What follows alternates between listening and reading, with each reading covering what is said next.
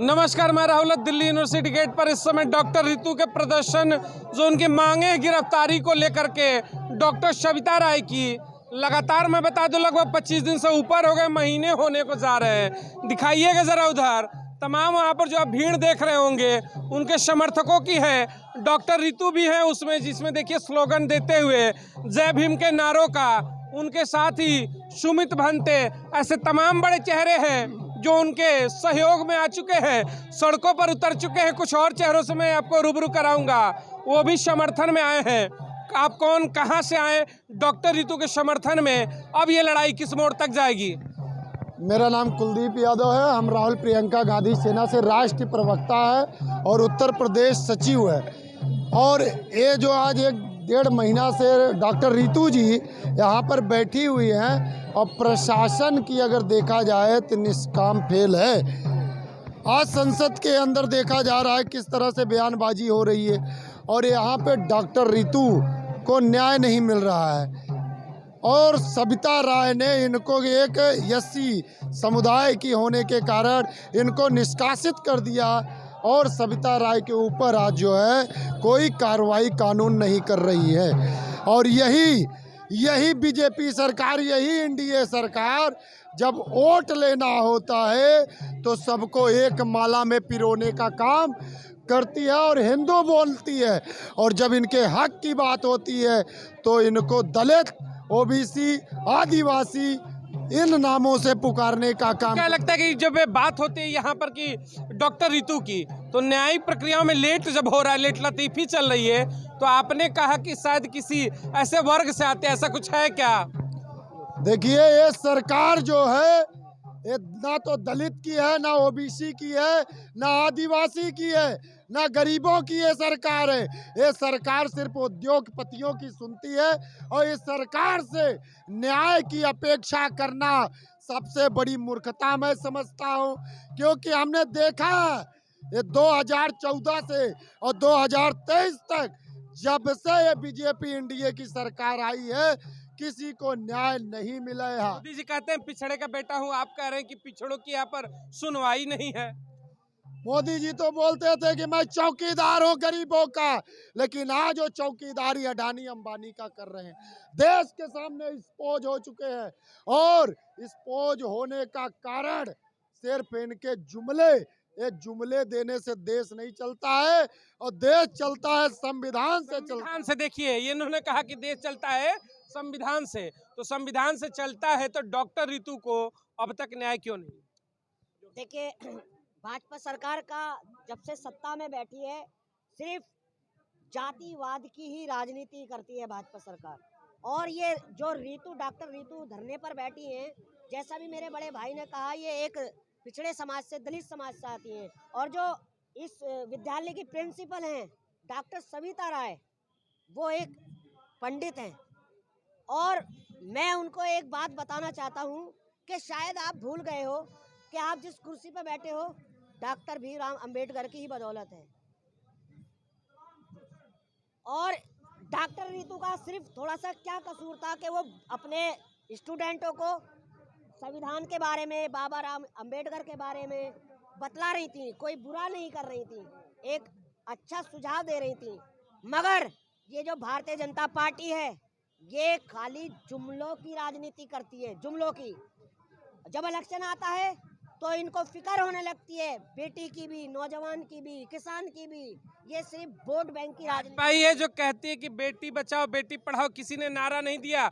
महिला सशक्तिकरण के लिए लेकर प्रधानमंत्री मोदी काम करते हैं, आप लोग आरोप लगा रहे हैं। क्या ऐसे बचाओगे बेटी आप? क्या आज उसे 26 दिन से फुटपाथ पर बैठना पड़ रहा है, अपना हक मांग रही है। वो किसी के लिए कुछ नहीं, सिर्फ अपना हक, जो उसके साथ गलत व्यवहार हुआ है, सिर्फ वो कह रही है कि ये जो प्रिंसिपल है इनको सस्पेंड कर दिया जाए और गिरफ्तारी हो जाए। तो ऐसा क्यों बचा रही है भारतीय जनता पार्टी? ऐसा क्या लाभ है, ऐसा क्या उनको लालच है कि उनको बचाने में लगी हुई? मैं आ रहा हूँ, देखिएगा जो डॉक्टर सविता राय की गिरफ्तारी को लेकर लंबा जो प्रदर्शन यहाँ पर चल रहा है, डॉक्टर रितु के समर्थन में आज सुमित भंते भी आए हैं। लंबी वो पूरे देश भर की यात्रा निकाले हैं संविधान बचाने की। तो आइए कुछ और भी लोग हैं, उनसे जुड़कर हम बात करते हैं। सुमित भंते, देश के तमाम अलग अलग कोने से बहुजन विचारक जो है, बहुजन समर्थक हैं, वो चल के आ रहे हैं। आज सुमित भंते का भी आना हुआ, कैसे देखते हैं आप लोग? क्या लग रहा है कि अब प्रेशर पड़ रहा है, होगी कुछ गिरफ्तारियां? नहीं, भंते सुमित रतन एक सामाजिक व्यक्ति हैं, एक भंते हैं, बौद्ध विचारक हैं जो बौद्ध धर्म को या बाबा साहब की 22 प्रतिज्ञाओं को फैलाने का काम कर रहे हैं। अभी भी वो संविधान यात्रा भी निकाले हैं। तो यहाँ डॉक्टर रितु के समर्थन में उनका यहाँ आना, हाँ, एक एडवांटेज हो सकता है। इससे फर्क तो नहीं पड़ेगा क्योंकि जो सत्ता में बैठता है ना, उसके पास सारी चाबी काठी होती है। हमने देखा था डॉक्टर रितु के आंदोलन से बड़ा आंदोलन जो महिला पहलवानों का हुआ था, ये अभी आप अच्छी तरह से जानते होंगे। उनके साथ जो सुलूक हुआ इतने दिनों के अंदर, हमें तो डर इसी बात का सताता रहता है कि कभी भी कुछ भी हो सकता है। ये लड़ाई है, बहरहाल हम तो संवैधानिक लोग क्या हो सकता है? आप कह रहे कभी भी कुछ भी हो सकता है, क्या हो सकता है? लोकतंत्र में सबको अधिकार है प्रोटेस्ट करने, प्रोटेस्ट करिए, कुछ नहीं होगा, क्या हो सकता है? तो ये जब महिला पहलवान जब बैठी थी लोकतंत्र के तौर पर, वही तो आप प्रोटेस्ट कर रही थी, उनके साथ क्या हुआ आपको नहीं पता? तो लग रहा है कि यहाँ भी वही होगा। अब कुछ भी हो सकता है, हो भी तो सकता है। मोदी है तो मुमकिन है, सत्ता में मोदी जी हैं तो कुछ भी मुमकिन है। आ रहा हूँ, मोदी तो मुमकिन है, कुछ भी हो सकता है। हाँ, जितने नेगेटिव काम सब हो सकते हैं। देखिए पत्रकार महोदय, हमें इस बात को गंभीरता से लेनी पड़ेगी।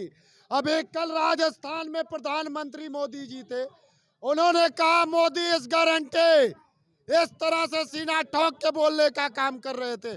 और वहाँ किसानों ने जब उनकी गारंटियां, जुमले को गिनाने का काम किया, तो मोदी भक्तों ने लात जूतों से हम किसानों की कुटाई करने का काम किया। ये गारंटी मोदी जी आप दे रहे हैं, इस गारंटी की बात कर रहे हैं। मध्य प्रदेश में मोदी जी जाते हैं, बोलते हैं महिला शक्ति इंडिया अलायंस से दूर रहे। मैं प्रधानमंत्री मोदी जी से पूछना चाहता हूं और उनकी सरकार से पूछना चाहता हूं, आपने मणिपुर में नारी शक्ति को किस तरह संरक्षण देने का काम किया? आपने पहलवान बेटियों को किस तरह संरक्षण देने का काम किया? दलित समाज से आती है रितु, जो एक बेटी है, बहन है, आज 1 महीने से बैठी है यहाँ विद्यालय के सामने, आप इनको कम न्याय देंगे? देखिए, एक सवाल मेरा उठता, सुनिएगा। राहुल गांधी में आऊंगा, प्रधानमंत्री मोदी सत्ता है, सत्ता पे तो सवाल उठना चाहिए। राहुल गांधी मिलने गए, किनसे? स्टेशन पर गए, कुलियों से मिलकर आए, बस ड्राइवर, ट्रक ड्राइवर के साथ उनके ट्रक में बैठ गए, जनरल रेल डिब्बे की बोगियों में कल का उनका एक आया है, सब्जी वाले से मिलने गए, फल वाले से मिलने गए, सबसे मिलने गए।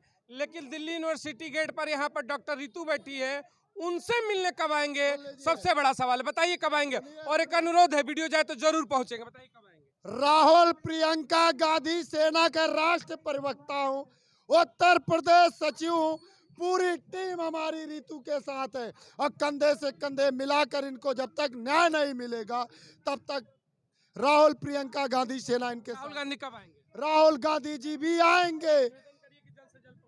मैं राहुल गांधी जी से निवेदन कर चुका हूं, समय मिलेगा और जरूर समय देंगे। उम्मीद है कि यहाँ पर जो दलित बेटी बैठी है, जैसे वो पहुंच गए थे आनंद विहार, वैसे ही डॉक्टर रितु के समर्थन में आएंगे और कंधे पे कंधा रखकर कहेंगे बेटी घबरा मत, मैं आ चुका हूँ, बहन घबरा मत, मैं आ चुका हूँ। समय आएगा क्या? 100% वो समय आएगा और 2024 में माननीय राहुल गांधी जी देश के प्रधानमंत्री बनने जा रहे हैं और ऐसे कई विद्यालय हमारे भारत देश में, इंडिया में, हिंदुस्तान में और बनाएंगे और ऐसे शिक्षकों का और मान बढ़ाने का काम माननीय राहुल गांधी जी के नेतृत्व में होगा और देश को विकसित करने का काम जो मोदी जी ने नहीं किया वो राहुल गांधी जी ने करना है। लगता है कि राहुल गांधी आएंगे तो गिरफ्तारियां हो जाएंगी? देखिए, बिल्कुल आएंगे। और मैं भी उन्हीं की पार्टी से, मैं भी राहुल प्रियंका गांधी सेना से दिल्ली महासचिव स्पोर्ट पर्सन प्रवक्ता हूं और मुझे उम्मीद है राहुल गांधी बिल्कुल जरूर आएंगे, क्योंकि वो हमेशा अपनी बेटियों के साथ और जो यहाँ के हमारे देश के बेरोजगार हैं उनके साथ कंधे से कंधा मिलाकर चलते हैं। और अभी मैं आपको एक बात बता दूं, राजस्थान में जब RECP का विरोध कर रहे थे किसान के युवा लोग और वो गारंटी दे रहे थे प्रधानमंत्री नरेंद्र मोदी जी, तो उनको गारंटी में पता क्या मिला? उनको गारंटी में लात, घूंसे और लाठियां मिली। ये है दोहरी राजनीति भाजपा सरकार की। मैं प्रियंका गांधी जी बोलती हैं लड़की हूं, लड़ सकती हूं, ये हौसला हमारी बहनों को आज दिया है और ये आज देखने को मिल रहा है। आज संविधान को बचाने के लिए इंडिया गठबंधन बनाया गया है। सिर्फ बीजेपी की तानाशाह जो हमारे संविधान को खत्म करने का काम कर रहे हैं। अभी आप पीछे का प्रकरण देखिए, संसद के अंदर एक बीजेपी का सांसद किस प्रकार से दानिश अली जी को क्या बोल रहा है, आतंकवादी, कठमुल्ला, इन शब्दों से बोलने का काम कर रहा है। जहां से संविधान द्वारा कानून बनाए जाते हैं, जो सांसद लोग बैठकर देश को दिशा देने का काम करते हैं, उस संसद के अंदर आज के समय में कूटनीतियां बनाई जा रही है कि इनको लड़ाओ और कुर्सी बचाओ। और ये अब कुर्सी से उतरने वाले हैं क्योंकि इनका अत्याचार बढ़ चुका है। ये देश के संविधान को नहीं मानते हैं। नहीं मानते। चलिए देखिए, वो तमाम चेहरे तक कर देश के संविधान को नहीं मानते हैं। रीजन क्या है? मामला फिर वही अटक कर आता है कि एक दलित बेटी बैठी है लगातार 25 दिनों से, फिर भी अगर उस पर कोई सुनवाई नहीं होती, सड़कों पर प्रदर्शन है, महीना होने को जा रहा है, तो सवाल उठता है। क्योंकि देश है, राजधानी है, दिल्ली है, तो बड़े सवाल उठते हैं।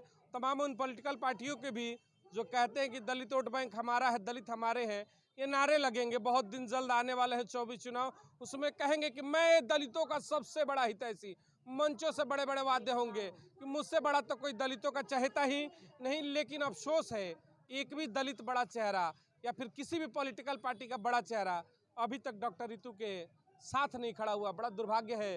विचार जरूर करिएगा। जय हिंद, जय भारत।